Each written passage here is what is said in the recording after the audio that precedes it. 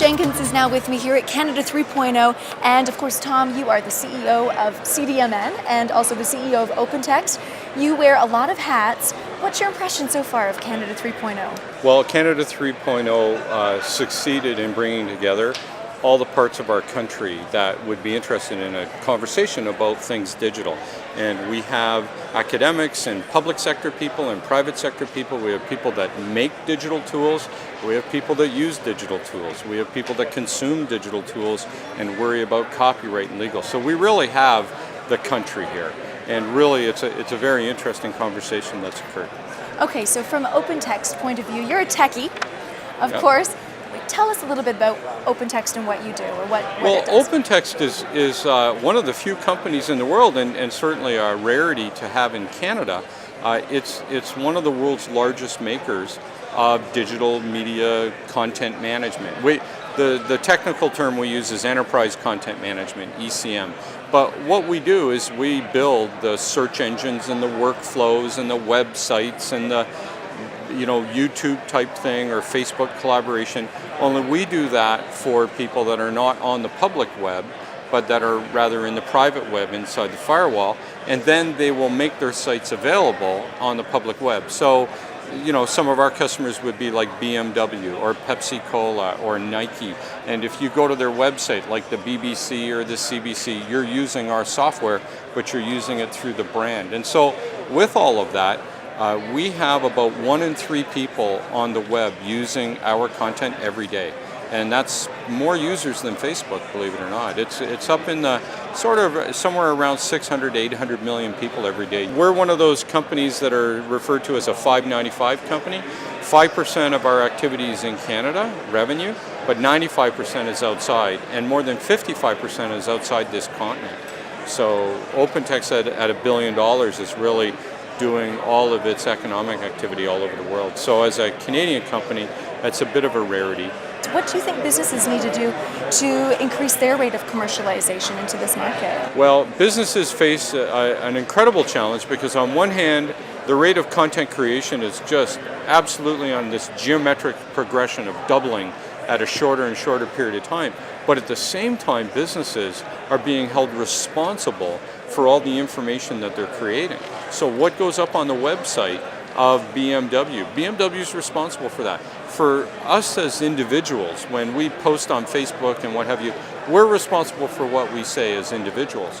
But if a corporation posts it, then what happens is it's not only the individual that's responsible, but for the corporation they work for.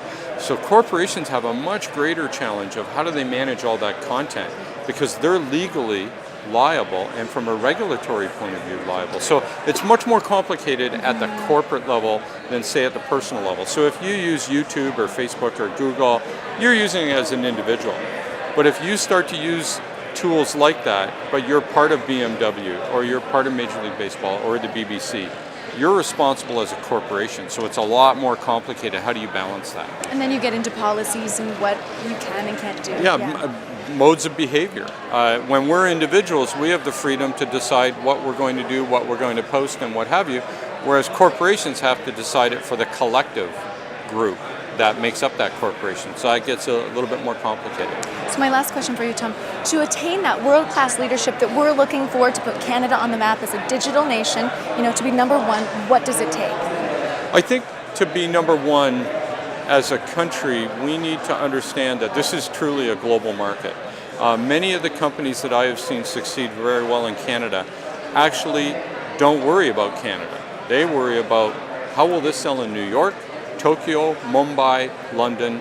They actually don't worry about Canada. When we develop products right from the very beginning of OpenText, we were developing them for the world. And I think that's probably the single most important attribute. It's a real balance for entrepreneurs and people starting businesses. How do I strike that balance between local and global? And most internet users today do that almost intuitively because what they're finding on the internet is individuals find relevance for things that are very local and then global. And they actually don't have this intermediate step of a country or a continent. they think local or global. And companies that are going to be successful in the future need to be able to do that. Thank you so much for your time. If people want to learn more about OpenText and what you have to offer as a company, how can they get in touch with you? www.opentext.com is the simplest way.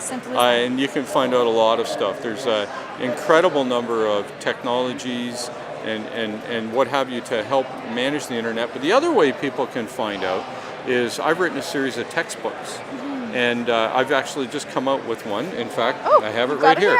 And it's called Managing Content in the Cloud. And it's about Enterprise Content Management 2.0.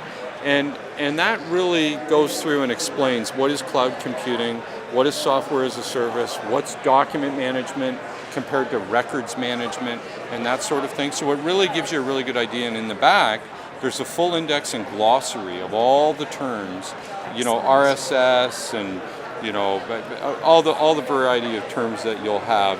Blogosphere, and what does all that mean? Well, and that's so part that's of it something, too, right? And people can find that as a free download off our website. Oh, fantastic! And that's also part of it as well. Is to know if you don't know, how do you know what you're missing out, right? Absolutely. So something like this. Well, and that book has 63 user stories in it of people that have really solved really complicated problems, and it goes through and describes what they did and how they did it, and it provides a link to find further information from 63 different companies.